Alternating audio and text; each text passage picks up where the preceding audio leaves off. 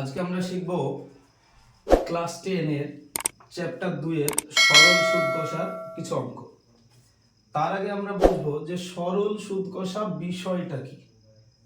প্রথমত দেখো, সুদ কথাটার সাথে তোমরা সবাই পরিচিত। বিশেষ করে আমরা যখন কোনো ব্যাংকে বা ধরো কোনো সমিতিতে যাই লোন অ্যাপ্লাই করার জন্য বা সুদ নেওয়ার জন্য, বিশেষ করে দেখো কোনো জায়গায় ধার সমেত টাকা নিতে যাই। ধরে নাও আমি একটা ব্যাংকে অথবা সমিতিতে গেলাম, যাওয়ার সময় আমি কোনো ব্যাংকে গেলাম, ধরে নাও একটা ব্যাংক, সেখানে গেলাম। একটা ব্যাংকে যাওয়ার পর আমি ব্যাংকের কাছে গিয়ে 5,000 টাকা চাইলাম। ব্যাংক আমাকে 5,000 টাকা দিয়ে দিল। এই যে 5,000 টাকা দিল ব্যাংক আমাকে, এই ব্যাংকটাকে বলা হয়, এই যে টাকাটা আছে এই টাকাটাকে বলা হয় আসল বা পি দিয়ে ধরা হয়। এরপরে যে 5,000 টাকা আমাকে দিল, এই টাকাটা অবশ্যই কিছু সময়ের জন্য দিবে। সেই সময়টা ধরো এই 5,000 টাকা আমি নিলাম 2 বছরের জন্য, 2 ইয়ার্স, 2 বছরের জন্য নিলাম। 2 বছর যখন পার হবে তখন টাকাটা তো আমি তাকে শোধ দিব, কিন্তু শোধ দেওয়ার আগে যারা সুদ নেয়, সেটা ব্যাংক হোক বা সমিতি হোক, সেটা কোনো একটা পার্সেন্টেজ হিসেবে দেয়। সাপোজ ধরো এই যে 5,000 টাকা 2 বছরের জন্য আমি 5% হিসেবে নিলাম। 5% মানে কত? 100 টাকায় 5 টাকা সুদ দিতে হবে আমাকে, এই হিসাবে নিলাম। তাহলে 5,000 টাকা নিয়ে 2 বছর পর 5% হারে যখন নিয়েছি টাকাটা, অবশ্যই 2 বছর পর তাকে আমাকে শোধ দিতে হবে টাকাটা। তো কত টাকা তাকে আমি শোধ দিব, এইখানে সুদ কতটুকু হবে, এবং যখন তাকে আমি টাকাটা শোধ দিব, প্রথম আমাকে হিসাব বার করতে হবে সুদ কতটুকু হচ্ছে। আর এই যে সুদটা আমরা একটা মান পাবো, এই সুদের মানের সাথে আমাদেরকে কি করতে হবে, এই যে আসলটা, এই আসলটাকে জুড়ে দিতে হবে, অর্থাৎ যোগ করে দিতে হবে। ধরে নাও সাপোজ আমি একটা সুদ পেলাম, 100 টাকা পেলাম। তাহলে আমি নিয়েছিলাম 5,000 টাকা আর সুদ পেয়েছি 100 টাকা। তাহলে 2 বছর পর যখন ব্যাংকে আমরা দিব টাকাটা, তখন কত দিব? 5,000 যোগ 100, অর্থাৎ 5100 টাকা দিব। বা যাকে আমরা বলতে পারি 5,100 টাকা কিন্তু আমরা ব্যাংকে জমা দিব। বা যদি আমরা এই 5,000 টাকা ব্যাংকে রাখি, একই নিয়মে ব্যাংক আমাকে 2 বছর পর 5% হারে এই 5,100 টাকা ফিরিয়ে দিবে। আশা করি বুঝতে পেরেছো বিষয়টা। তো এখানে আমাদের জানার বিষয় কোনটাকে কি ধরা হয়, যে আসল টাকাটাকে কি ধরি, বছরটাকে কি ধরে নিই, বা এই যে পার্সেন্টেজটাকে কি ধরি, সুদটাকে কি ধরি, আর সুদে আসলে টাকাটাকে কি ধরি, এটা জানার জন্য আমরা একটা সাধারণ বেসিক সূত্র ইউজ করব। তারপর বিষয়টাকে দারুণ করে টেক্সট বুকের যে অঙ্ক আছে এর মধ্যে বোঝার চেষ্টা করব। তো প্রথমে দেখো আমরা বুঝে নিই কোনটাকে কি ধরা হয়। সাপোজ ধরো আমরা কোনো একটা ব্যাংকে গেলাম, ব্যাংক থেকে 5,000 টাকা ধার নিলাম। এই যে টাকাটা নিলাম, এই টাকাটা আমার আসল। আর এই আসল টাকাটাকে যখন আমরা সরল সুদ কষার অঙ্ক ধরবো, তখন এইটাকে ধরা হয় পি, অর্থাৎ আসল টাকাটাকে বলা হয় প্রিন্সিপাল। তাই এটাকে আমরা পি এর মান হিসেবে ধরতে পারি। এবার ধরো এই টাকাটা আমরা নিয়েছি 5% হারে। কত পার্সেন্ট? 5% হারে। এই যে 5% হারে, এটাকে রেট অফ ইন্টারেস্ট বা আর এর মান ধরা হয়, এটাকে ধরা হয় আর এর মান হিসাবে। এরপর দেখো এই টাকাটা আমরা নিয়েছিলাম কত দিনের জন্য, ধরে নাও 2 বছরের জন্য, 2 ইয়ার্স। এই যে বছর বা 2 বছর, এটাকে আমরা টাইম হিসেবে ধরতে পারি, অর্থাৎ টাইমকে টি বলে ধরা হয় ইংলিশে। তাহলে দেখো আমরা 5,000 টাকা 5% হারে 2 বছরের জন্য নিয়েছি। তাহলে যে সুদ পাবো আমরা, সুদটাকে ইংলিশে বলা হয় ইন্টারেস্ট। এই ইন্টারেস্টের মান কিন্তু আমরা জানি না, অর্থাৎ জিজ্ঞাসা চিহ্ন। এইখানে যে সুদটা বের হবে, একটা সুদ নির্দিষ্ট বের হবে, এই সুদটার সাথে যদি আমরা ব্যাংক থেকে টাকাটা নিই বা ব্যাংকে টাকাটা দিই, তাহলে সুদে আসলে শোধ দিব। ওই সুদে আসলে এটাকে ধরা হয় এ বা অ্যামাউন্ট বলে, সুদে আসলে এটাকে ধরা হয় এ বা অ্যামাউন্ট বলে। এই অ্যামাউন্ট কি বলতে হয়, আমার যে আসল টাকা অর্থাৎ পি প্রিন্সিপাল আসল টাকা, আর তার সাথে যোগ হবে সুদ অর্থাৎ আই, দিয়ে আমার মোট টাকাটা হবে। সেটা আমি ব্যাংক থেকে নিই অথবা দিই। তাহলে দেখো এই আসল, এই যে পি, পি কে বলা হয় কি, দেখো আসল ধরা হয়। আর দেখো এই আর কে কি ধরা হয়, বার্ষিক সরল সুদের হার, বার্ষিক সরল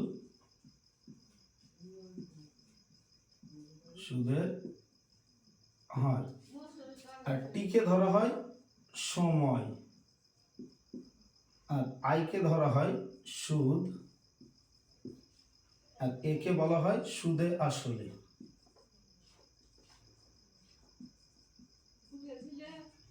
আশা করি বিষয়টা বুঝতে পেরেছো। অর্থাৎ যখনই আমি কোনো আসল টাকা নিব সেটাকে পি বলবো, যখন কোনো কিছুকে দেখো পার্সেন্টেজ পাবো, বার্ষিক সরল সুদের হার, সেটাকে আমরা আর বলে লিখতে পারি। আর যখন সময় পাবো সেটাকে টি বলে লিখতে পারি। আর যেটা সুদ ইন্টারেস্ট হবে এটাকে আই বলে লিখতে পারি, আর সুদে আসলেকে এ বলে লিখতে পারি। তাহলে এই সূত্র খাটিয়ে আমরা বইয়ের প্রথম অঙ্কটা করার চেষ্টা করি। দেখো প্রথম অঙ্কটা লেখা আছে, দুই বন্ধু একসঙ্গে একটি ছোট ব্যবসা চালানোর জন্য বার্ষিক 12% হারে সরল সুদের হারে একটি ব্যাংক থেকে 15,000 টাকা ধার নিলেন। 4 বছর পরে ওই টাকার জন্য তাদের কত টাকা সুদ দিতে হবে হিসাব করে লিখি। এখানে প্রথম যেটা বোঝার বিষয় সেটা হচ্ছে, দেখো দুইজন বন্ধু, তো প্রথমে একবার আমি বিষয়টা বুঝি তারপর অঙ্কটা করে দেবো। ধরো দুইজন বন্ধু মোট ক টাকা নিয়েছে ব্যাংক থেকে, 15,000 টাকা নিয়েছে।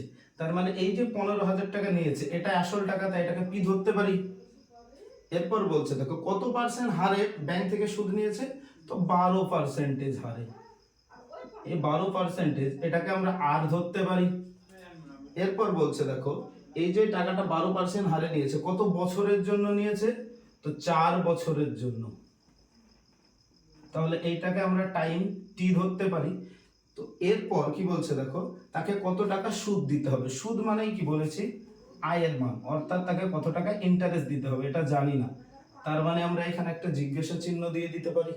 তাহলে বেসিক নিয়মে যদি এটাকে আমরা বের করে ফেলি তাহলে এখানে বলতে পারি, দেখো এখানে একটা সূত্র আছে, আই যদি বের করতে দেয় সুদ, তাহলে একটা সূত্র আমরা প্রয়োগ করব। সূত্রটা হচ্ছে দেখো, আই সমান সমান পি আর টি বাই 100।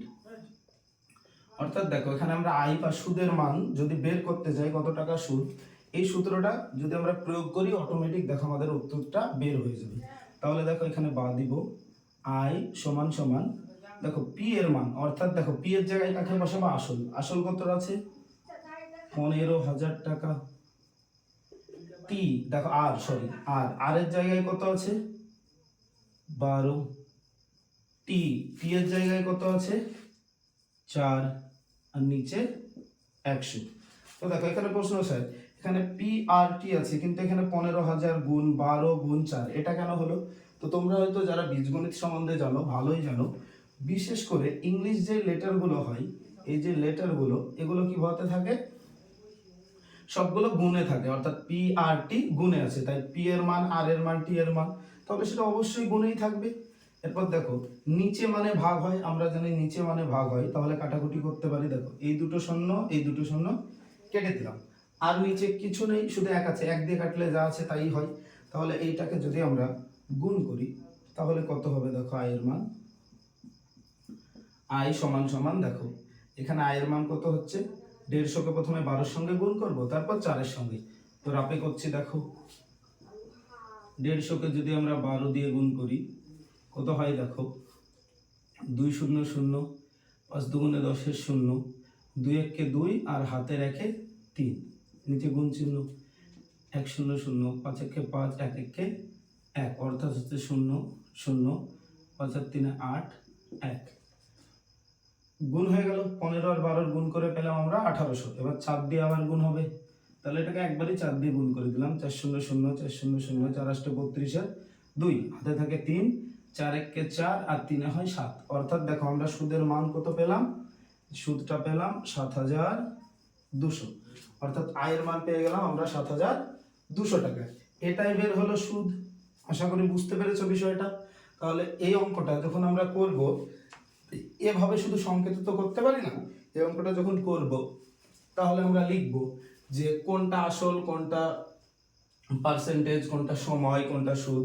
তো শুরু করি তাহলে অঙ্কগুলা এই সূত্র অনুযায়ী কিভাবে হয়। প্রথম অঙ্কটা শুরু করে দেই। প্রথম অঙ্কটা শুরু হচ্ছে, বলা হচ্ছে দেখো, দুই বন্ধু একসঙ্গে একটি ছোট ব্যবসা চালানোর জন্য বার্ষিক 12% সরল সুদের হারে একটি ব্যাংক থেকে 15,000 টাকা ধার নিলেন। 4 বছর পরে ওই টাকার জন্য তাদের কত টাকা সুদ হবে হিসাব করে দেখি। অর্থাৎ এখানে আমরা দেখো আসল পেয়ে যাচ্ছি 15,000 টাকা, ধার কত নিয়েছে 15,000। তাহলে আমরা লিখতে পারি, ধরি আসল পি সমান সমান 15,000 টাকা। এরপর দেখো কি বলছে, 15,000 টাকা ধার নিয়েছেন, তো কত পার্সেন্টেজ হারে? 12% হারে। তাহলে আমরা বলতে পারি বার্ষিক সরল সুদের হার।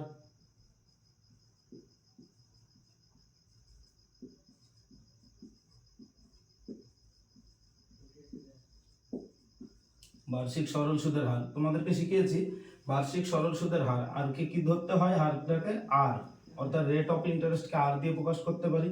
তাহলে আর এর মান আমরা এখানে কত পাচ্ছি? 12%। এরপর কত বছরের জন্য টাকাটা নিয়েছে? তো 4 বছরের জন্য। তাহলে আমরা বলতে পারি সময় টি সমান সমান 4 বছর। তাহলে দেখো এখানে আসল টাকা পেয়েছি, বার্ষিক সরল সুদের হার পেয়েছি, সময় পেয়েছি। আর আমাকে কি দিতে হবে? তো 4 বছর পর কত টাকা সুদ দিতে হবে এটা দিব। তাহলে 4 বছর পর যেহেতু সুদ দিতে হবে, তো সুদটা আমরা কি করব? বের করে নেব। যেহেতু সুদের মান দেওয়া নাই, তাহলে আমরা ডাইরেক্ট বলতে পারি সুদ আই সমান সমান জিজ্ঞাসা চিহ্ন, দেওয়া নেই। তাহলে এবার অঙ্কটা কিভাবে করব? অতএব সূত্রানুযায়ী পাই।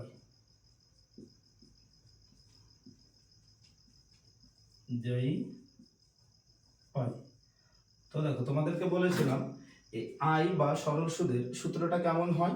তো এখানে দেখে নাও সূত্রটা। সূত্র অনুযায়ী যদি আমরা নিতে চাই, আয়ের মান বের করার জন্য সূত্রটা কিভাবে কাজ করে? আই, দেখো আই সমান সমান পি আর টি বাই 100। তাহলে বা আই করতে আই পি, আসল কত পেয়েছি? পি এর মান 15,000। আর এর মান কত পেয়েছি? 12%। এবার এখানে দেখো টি এর মান কত পেয়েছি? 4 বছর। আর 100, তাহলে নিচে 100। তো এখানে দেখো আমরা যদি এবার কাটাকুটি করি, নিচের দুটো শূন্য, উপরের দুটো শূন্য কেটে গেল। তাহলে এখানে পড়ে আছে শুধু দেখো 150, 12 আর 4। আমরা জানি নিচে যদি কোনো সংখ্যা না থাকে ভাগ হওয়ার জন্য, তাহলে উপরের সংখ্যাগুলো গুণ হয়ে যায়। তাহলে প্রথমে 150-র সঙ্গে 12 গুণ হবে, তারপর 4 গুণ হবে। তাহলে কত হচ্ছে? রাফি করে নিই। প্রথমে 150 নিলাম, 150-র সঙ্গে 12কে গুণ করব। দেখো 2 0 0, 5 2 10 শূন্য, 2 1 কে 2 আর হাতে রেখে 3 গুণ চিহ্ন। 1 দিয়ে গুণ করলে 1 0 0, 5 1 কে 5, 1 1 কে 1, 0 0 8 1, অর্থাৎ আসলো 1800। এবার দেখো 150-র সঙ্গে আমরা 12 গুণ করে 1800 পেলাম, কিন্তু এখনো তো 4 আছে, তাহলে 4টার সঙ্গে গুণ করে দেব, তাহলেই পেয়ে যাব 4 0 0, 4 0 0, 4 আসছে 32-এ 2, হাতে থাকে 3, 4 1 কে 4 আর হাতের 3 হয় 7, অর্থাৎ কত আসলো? 7,200। তাহলে আমরা বলতে পারি বা আই সমান সমান 7,200। তাহলে এবার উত্তরটা কত হবে? উত্তরটা হবে অতএব তাদেরকে 7,200 টাকা দিতে হবে। আশা করি বিষয়টা ভালো করে তোমরা বুঝতে পেরেছো। এবার আমরা শিখবো কথা ছিল ক্লাস 10-এর কোষে দেখি 2-এর 2 নম্বরের অঙ্কটা। তো দেখো 2 নম্বরের অঙ্কটা বলা আছে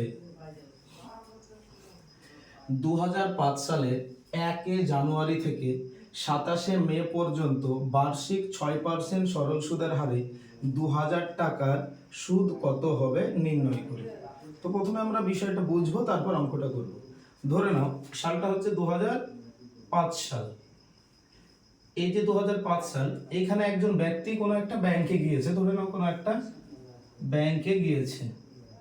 এই ব্যাংকে গিয়ে 2005 সাল, অর্থাৎ এটা তো লিপ ইয়ার না, 2005 সাল যেহেতু লিপ ইয়ার না, এইখানে সে ব্যাংকে গিয়েছে জানুয়ারি মাসের 1 তারিখ। জানুয়ারি মাসের 1 তারিখে গিয়েছে ব্যাংকে। 1 তারিখে গিয়ে ব্যাংকে ধরে নাও ম্যানেজারকে বলল আমার টাকা দরকার। তো ম্যানেজারের কাছ থেকে কত টাকা নিল? 2000 টাকা নিল। এই 2000 টাকাই মানে আসল, এটা পি এর মান। 1 তারিখে গিয়ে 2000 টাকা নিল। তো ব্যাংক একটা নির্দিষ্ট সরল সুদের হারে তাকে সুদ দেবে। তো ব্যাংক ম্যানেজার বলল তোমাকে 2000 টাকার 6% হারে সুদ দিতে হবে, তাহলে এটা আর এর মান। এরপর সে টাকাটা কত দিনের জন্য নিল? তো 1 তারিখ থেকে শুরু করে ওই বছরেরই জানুয়ারি মাসের 1 তারিখ থেকে নিয়ে শুরু করে 27শে মে পর্যন্ত টাকাটা কিন্তু নিয়ে নিল। তাহলে দেখো এখানে কিন্তু 1 তারিখ থেকে 27শে মে পর্যন্ত সে টাকাটা নিচ্ছে, 1 বছর পূর্ণ করছে না। তাহলে আমরা টাইমটা আশা করি এভাবে বের করতে পারি। জানুয়ারি মাসের 1 তারিখ, তাহলে আমরা মাসগুলো গুনবো। আমরা জানি জানুয়ারি মাস হয় 31 তারিখে, অর্থাৎ 31 দিন গেল। 1 তারিখে নিল, 27 তারিখে দিবে 31। এরপর ফেব্রুয়ারি মাস 28 দিনে হবে, যেহেতু 2005 সাল লিপ ইয়ার না, তাই ফেব্রুয়ারি হলো 28 দিনে। ফেব্রুয়ারির পর কি হবে? মার্চ। মার্চ মাস আবার হবে 31 তারিখে। মার্চের পর এপ্রিল হবে 30 তারিখে। এরপর কি হবে দেখো, এপ্রিলের পর মে 27 তারিখ। 27 তারিখে দিবে। তো দেখো এখানে যে তারিখটা দেওয়া থাকবে, 1 তারিখ থেকে মে মাসের 27 হোক, আগস্ট মাসের 10 হোক, যাই হোক, যত তারিখ দেওয়া থাকবে তার থেকে একদিন কম নিব। তোমাদের প্রশ্ন, স্যার দেওয়া ছিল 27 তারিখ, আপনি এখানে 1 তারিখ কেন কম নিচ্ছেন? তো দেখো এখানে আমরা কম কেন নিচ্ছি। সাপোজ ধরো তুমি 1 তারিখে ব্যাংকে গেলে, 1 তারিখে টাকাটা নিলে, তো মিনিমাম টাকাটা কত? ব্যাংক 11টা থেকে শুরু করে 4টার মধ্যে না নিয়েছো? আবার যখন 27 তারিখে দিতে যাচ্ছ, তখন আবার 11টা থেকে শুরু করে 4টে পর্যন্ত না নিয়েছো বা ওকে টাকাটা দিচ্ছ। তাহলে দেখো এই 4টা থেকে সারা রাত আর এই দিকে সারা রাত যোগ করলে প্রায় একটা দিন হয়ে যায় প্রায়। এই দিনটা কিন্তু আমাদের ব্যাংকের হিসেবে সুদে কাজে লাগে না, কারণ একদিন তোমরা আগে নিয়েছো, অর্ধেকটা দিন আগে, আর দেওয়ার পরে অর্ধেকটা দিন পর্যন্ত তারিখ থাকছে। তাহলে এই দিকে অর্ধেক দিন, এই দিকে অর্ধেক দিন, অর্থাৎ 2 অর্ধেক যোগ করলে একটা দিন, অর্থাৎ আমাদের কিন্তু একটা দিন বাদ চলে যায়। 27 তারিখে যদি নাও তাহলে দিনটা 26 দিন গোনা হবে। তাহলে এবার দেখো মোট দিন কত হচ্ছে। তো দেখো 6 শূন্য করতে 0 আর হাতের 1, অর্থাৎ দেখো এই 1 ধরলে 7 আর 8 15, 15 আর 1 16, 6 যোগ করছি সবগুলো।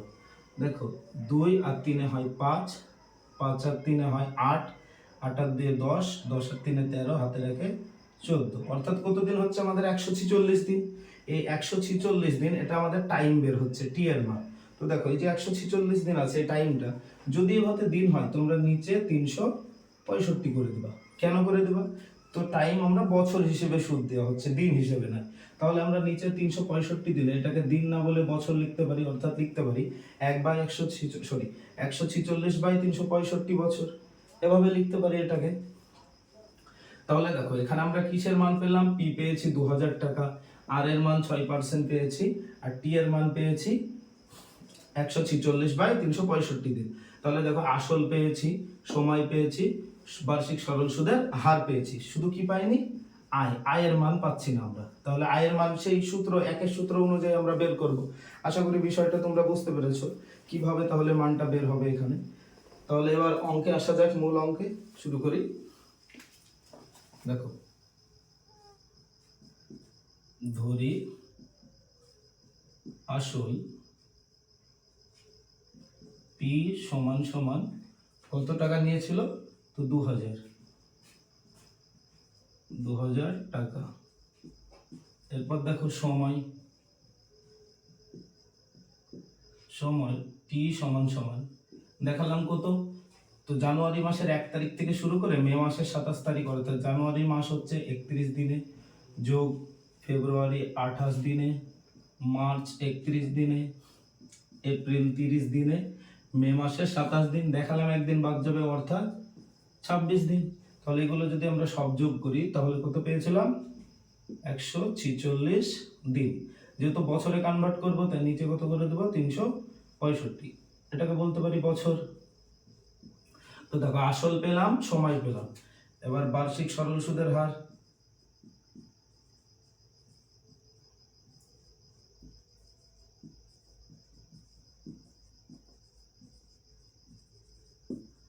বার্ষিক সরল সুদের হার কত পেয়েছিলাম? তো বার্ষিক সরল সুদের হার বলা ছিল 6%, আর আমরা কি পেয়েছিলাম না, সুদ বের করতে বলা হয়েছিল। তাহলে সুদকে আয় ধরি, তাহলে আয়ের মান জিজ্ঞাসা চিহ্ন।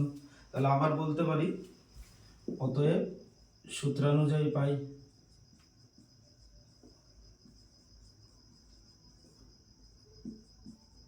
তো দেখো সূত্রানুযায়ী যদি আমরা পাই, এখানে করে নিই সেম সূত্রটা।